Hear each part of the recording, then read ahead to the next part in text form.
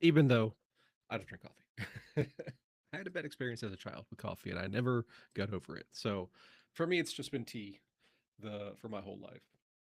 And today's tea is actually a green tea. My mother-in-law picked this up for me in France, and um, I think loosely translated, it's the Tea Palace in Paris.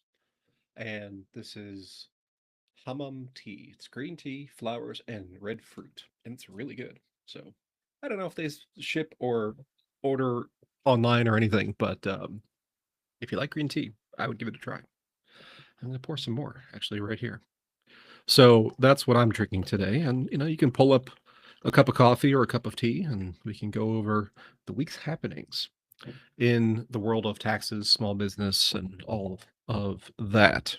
So today, I actually wanted to go over kind of a single topic, and that was the fact that the IRS, as we all know, has been hemorrhaging people over the last year and a half or so.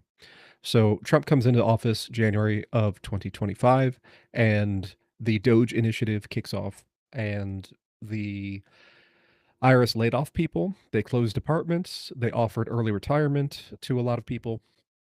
And basically, headcount dropped from 100,000-ish down to about 70,000. And of course, I'm rounding on all these figures. And that's had a bunch of effects. So, we'll talk about what some of those effects have been, and then we'll talk about how enforcement is changing shape. And I think at this point, we're starting to get a clearer picture of what's actually going on behind the scenes at the IRS. So, grab a cup of coffee and we can get into it.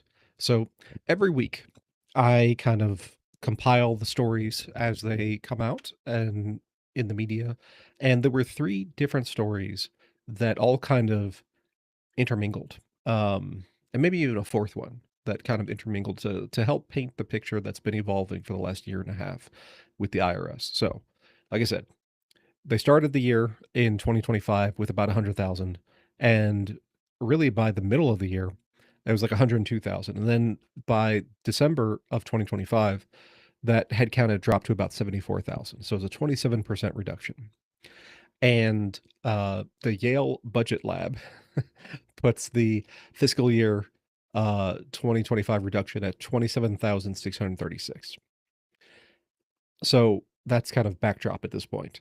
And the result has been that customer service at the IRS has just gone off a cliff. It was bad before, and then it was even worse. So on a previous week's coffee break, I talked about how there was a report out. I think it was from the GAO at that point, the Government Accountability Office, that said that at the end of 2025, there were 2 million open files in the IRS processing system. So an open file means that somebody has sent something in and they're waiting on the IRS to process it. And we have definitely seen this at Tax Sherpa, where we have sent in things at this point.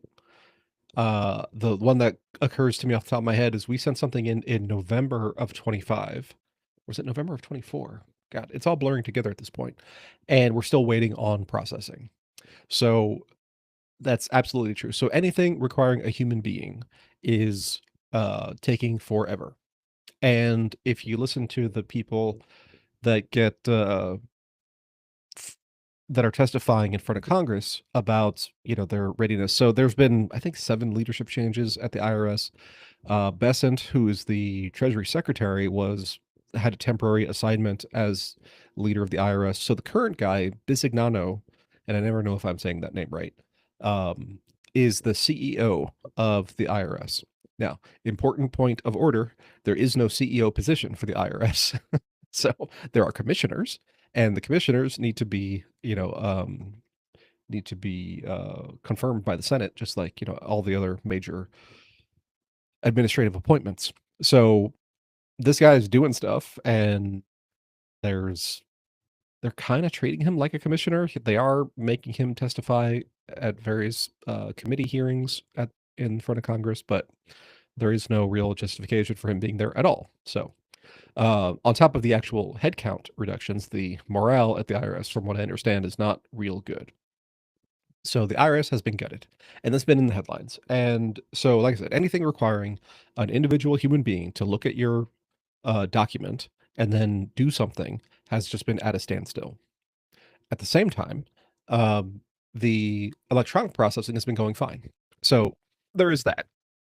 And uh, there was a story, I guess, might have been in February or something, where the the IRS, because the customer service issue was such a problem, the IRS was taking 1,500 people from IT and HR and assigning them to taxpayer services. So answering phones and maybe even processing tax information. And so they went through like a 7-week training, and it was supposed to be a 120-day, assignment. So you know, 3 months, basically 4 months.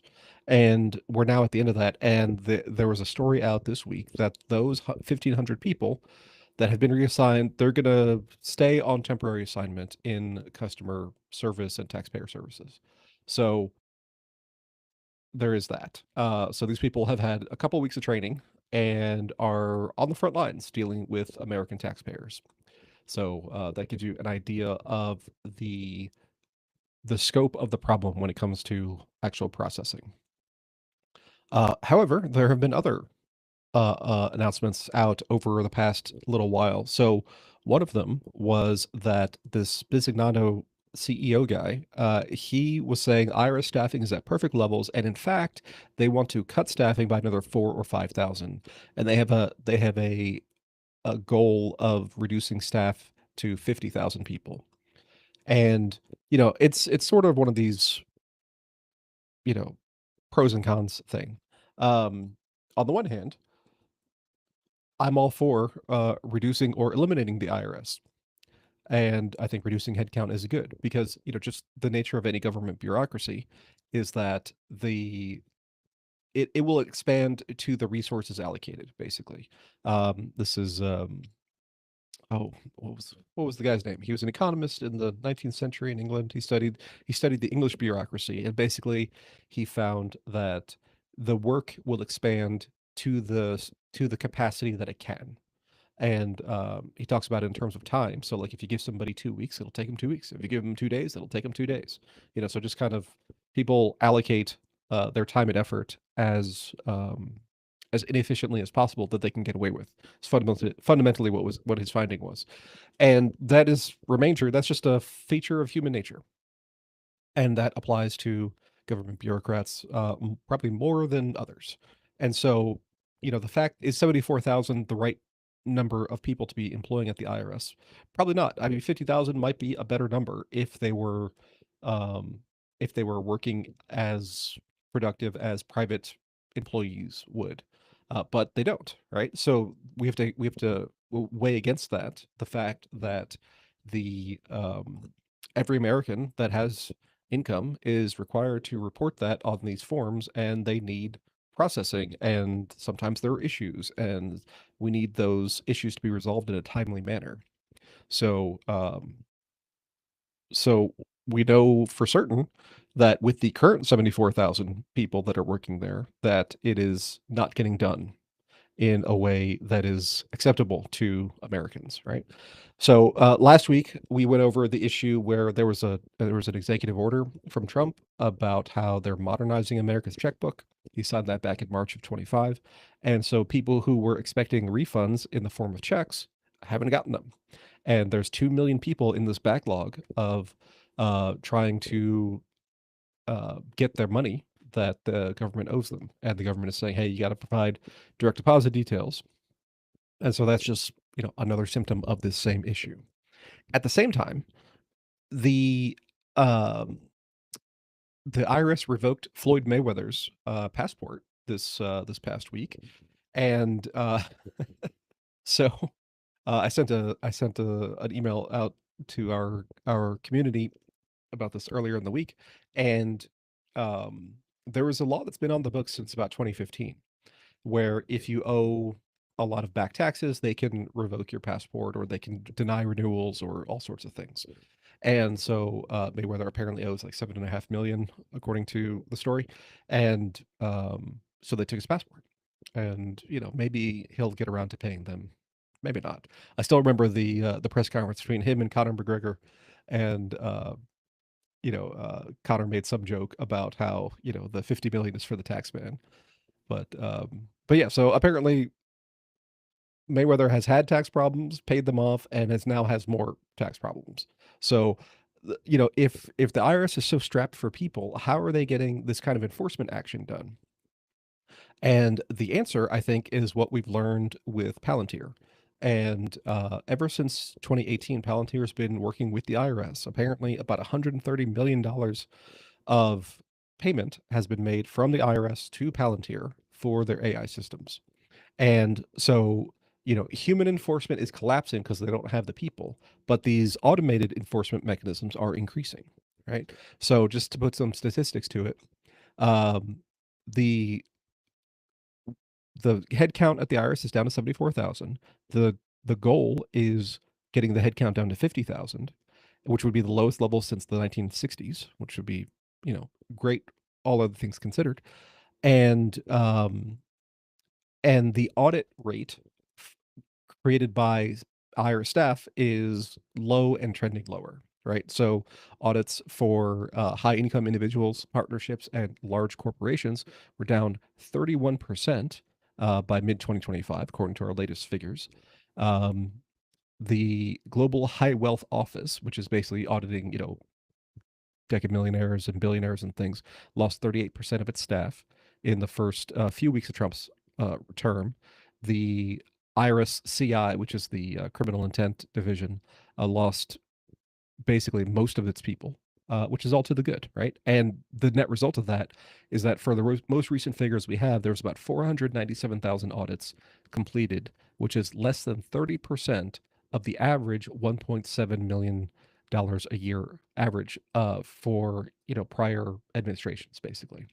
So audit activity driven by people at the IRS is way down. It's basically down 70%, which overall is good.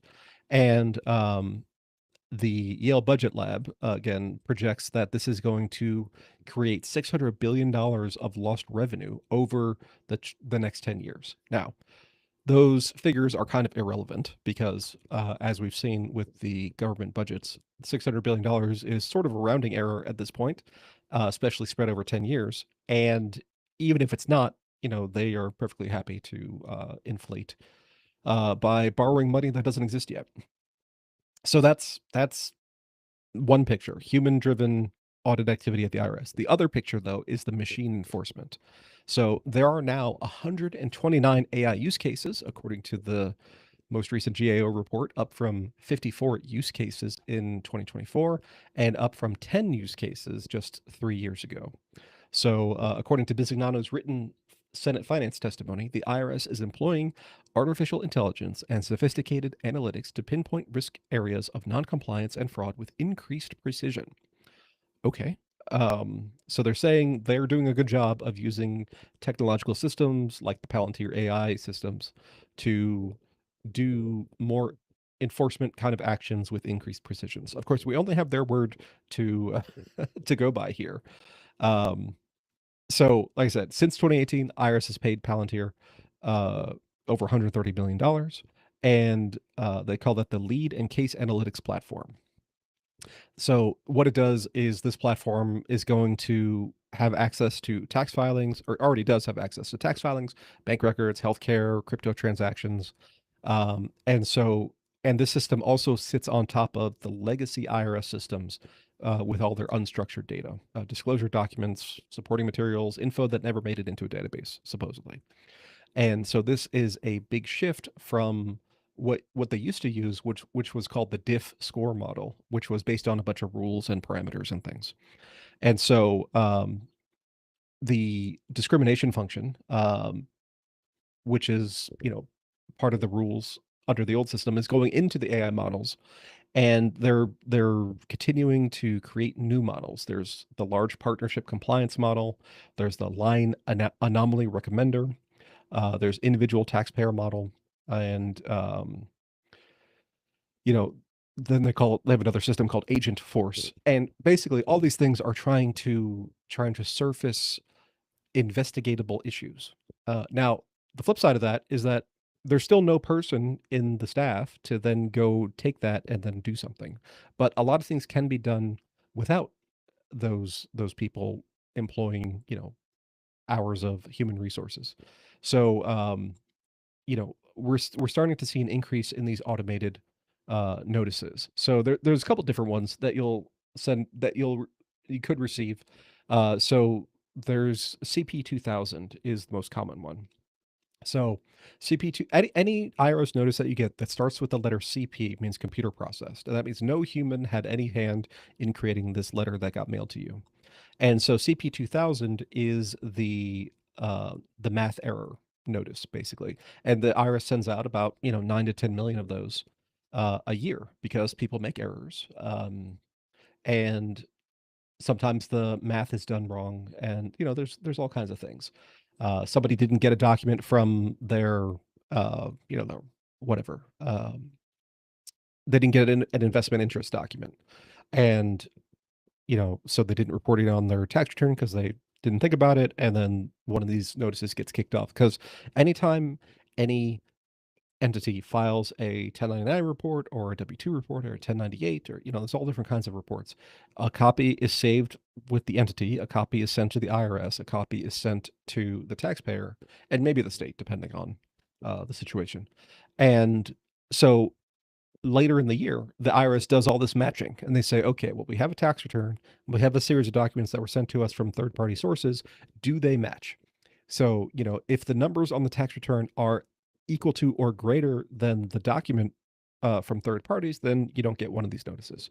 If the number is less than, then you will, right?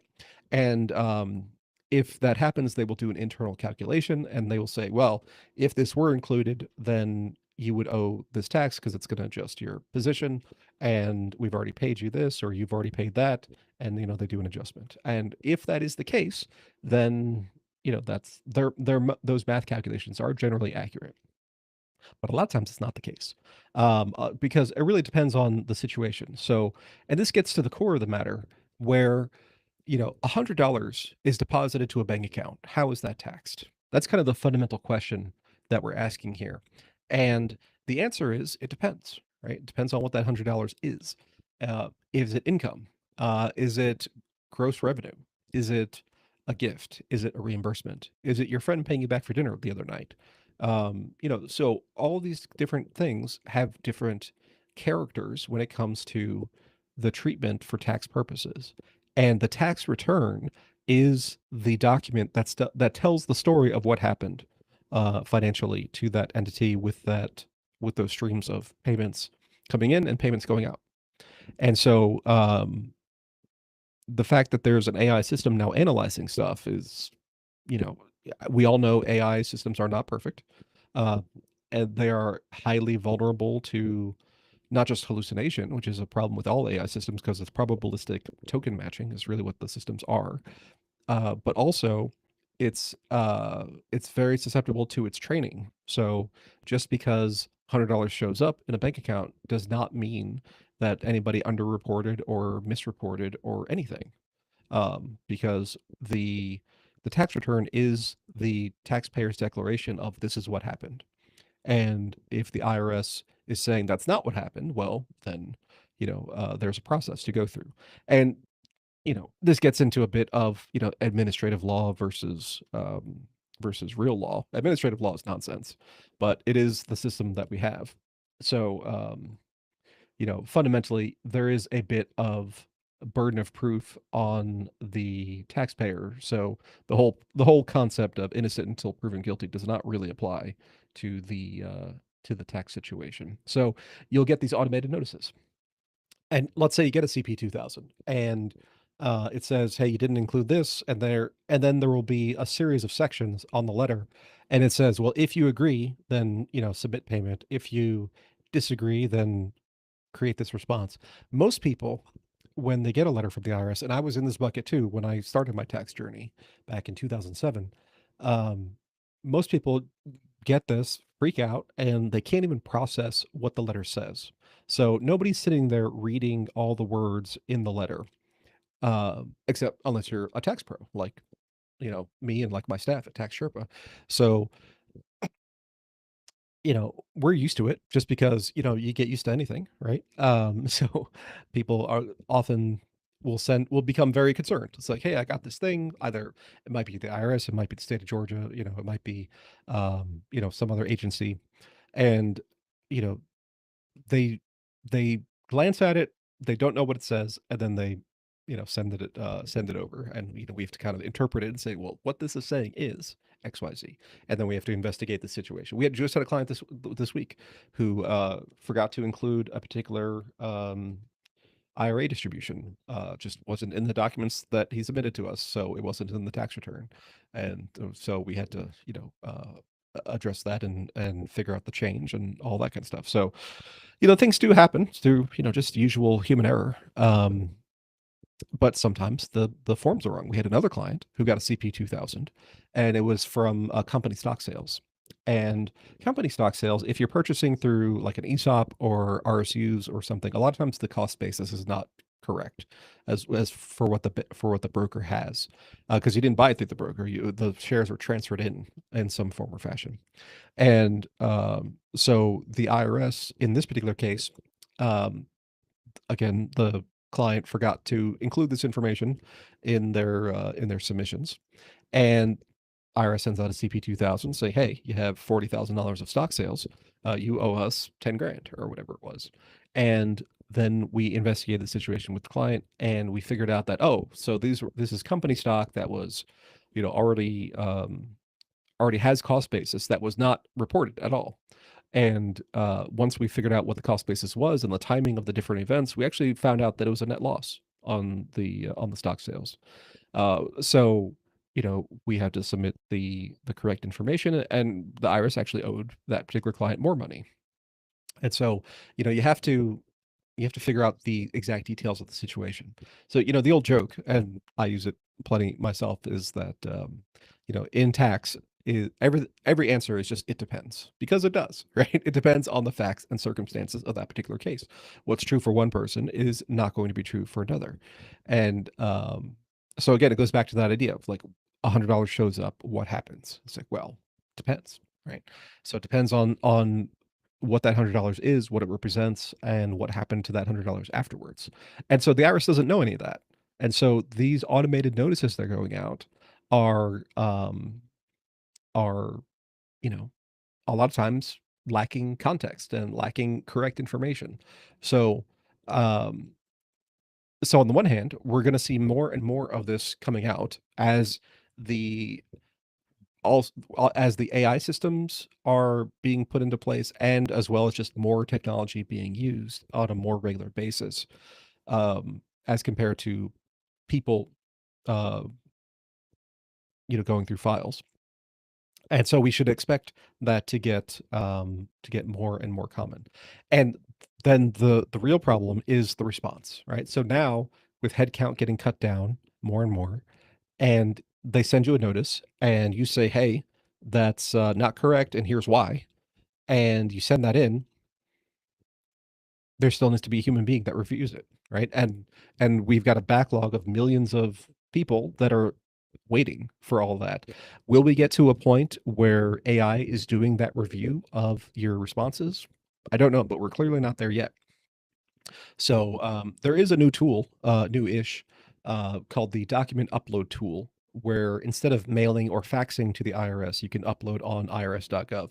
And if your notice has a code on the top of it, a DUT code, then you can use that to upload things. But like all IRS systems, doesn't work great. Sometimes you can't get into it. All kinds of things happen to it. But then even if you do upload, okay, they got it, so you don't have to wait for the mail, or you don't have to wait for the fax or whatever.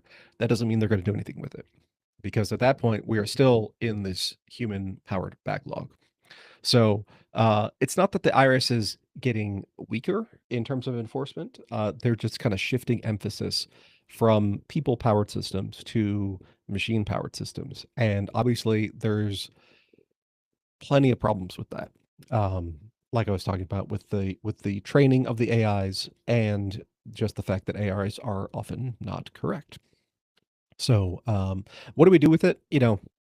Uh, well, Well, we do our best, right? So ideally, you want to structure your life so that you have minimal interaction with the IRS in the first place. And that comes into proper tax planning. So, um, tax planning, a lot of people don't understand how the tax industry actually works. So, you have the filing. That's the last step in the chain of actions, right? That's just reporting to the IRS what happened. We're telling the story of the year. And a lot of people expect their tax preparer to then save them money. It's like, but the problem with that is that there are a couple things you can do at the time of filing, depending on your situation. But the the real action happens in the year as it's occurring, not after the year ends and then you file a tax return. So tax planning is during that year implementing strategies that are, you know, code compliant and will actually end up moving the needle in terms of your overall tax liability. So if you give them less to work with, then they have less to bother you with, basically. And you got to do that in the right way, obviously, so that you don't get yourself into trouble. For example, one of the other stories that came out this week was there was an update for conservation easements. There was internal revenue, I guess it was a memo 2026-63. The courts sustaining major deduction reductions, penalties, settlement window coming for conservation easements. So if you don't know, a conservation easement is a deduction that you take for putting land into a conservation easement, meaning that it cannot be developed. And so what happens is when you put a restriction on a piece of property and says this can never be developed because it's for conservation, then um, the market value of that property plummets, which is true. And I myself want to buy some land. I want to have a farm someday, and I look for land around me in Atlanta, and so I'll sometimes see these lots of 20 acres or something selling for like $16,000, and I click on it and I have to read through the details. So it's like, oh yeah, there's a conservation easement on this. So the reason it's so cheap is because it has a conservation easement and nobody could do anything with that land. And so its market value is much, much lower compared to unrestricted land. And so, that's a real phenomenon and it's a real impact.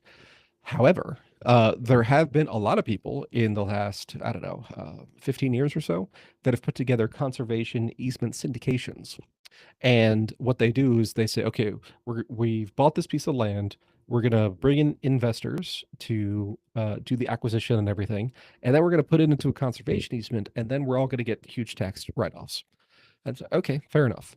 The problem, though, is that when the IRS has taken a bunch of these to tax court and won, they have found that a lot of these syndications are put together in differing degrees of either being too aggressive or outright fraudulent in terms of the way they've structured their case. So the tax court, I think the overall findings were like the ones that had legitimate pieces of land. Sometimes the land is just totally made up. It's just a fictitious, totally fraudulent, uh, you know, idea. And the ones where the land does exist and they actually did the conservation easement, they have to do evaluation. And so the court has come back and said roughly 6% of your valuation is the real number. So if it was $100 million, the real number is six. And so the people who were involved in this syndication, where they would be like limited partners or whatever, they thought they were getting $100 million of deduction. It's actually 6 million, and they paid 20 million or whatever to these syndication operators. And obviously, you can guess that this causes huge problems for people. So it's one of these strategies that's been so abused that even if you do everything legitimately, you have a high chance of getting audited, just because it's been abused by others so egregiously. And the IRS has had a very strong winning track record on this particular issue. Um, so expect to see more of that kind of stuff led by these AI powered enforcement systems. So, the first thing that you might get is just an AI written letter that is generated by their internal system saying, hey, you claim this. send us your documentation, which is a request for explanation is the title of that kind of letter that you get. Those come in the big envelopes, and it's, it's always a tense time when you get one of those. So you know there are areas like that where you want to steer clear just because of the problems that other people have had or other people have created, I suppose. Because, like I said, if you actually place a piece of property into a conservation easement, it is perfectly legitimate to take that as a tax deduction. And Congress says so. And this is very old law that goes back, probably almost 100 years at this point. So, it's just the fact that other people have abused it that causes people to have other issues. So, you should take every tax benefit available to you that is legitimate under the code. And there's court history, there's the whole learned hand um, uh, Supreme Court decision. And, you know, you are not required to pay the most tax possible. In fact, it is incumbent upon you to arrange your affairs as best as possible to pay the least amount possible. And I know just from dealing with clients over the many years that most people do a really poor job of optimizing their situation. And that's where the planning comes in.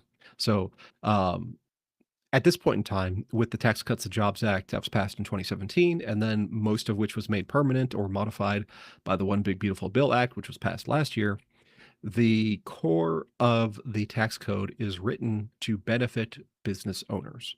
And so if you don't know where to start, the place to start is with your own business. And I personally, just as a matter of principle, think everybody should have their own business anyways, because that's actual reality. Even if you're working a W 2 job for somebody, you should probably still have your own business on your side just to increase your flexibility and your resiliency, because if you are working as a W-2, you are your own small business. You just only have one customer. And, sometimes that works out fine and sometimes it doesn't. Layoffs happen. People get fired. Sometimes the boss does something screwy, blows up the business. You never know. So I personally think everybody should have their own side business at the least, if not their own full-fledged business. And there are so many of the tax provisions are written in a way to benefit that. And here's just the core elements to keep in mind. An employee will earn money, declare that as adjusted gross income, pay taxes, and then have the remainder to spend. And a business brings in money, has expenses, and then pays tax on the remainder. So that difference in order between when we pay taxes and on what is the core driver of why businesses are vastly more efficient tax-wise than individuals with employment type income. So even if you're an individual with a Schedule C business, which I don't recommend for other reasons that we can get into, um, you're still paying tax on the net profit rather than you pay a high tax on the net profit if you do it that way, but it's on the net profit rather than on the gross. So things to keep in mind. All right. Um, my tea's getting cold, so it's time to wrap up, and we'll catch you next week. It'll be what's 8 plus 7? 15th, May 15th, noon Eastern. We'll see you guys again.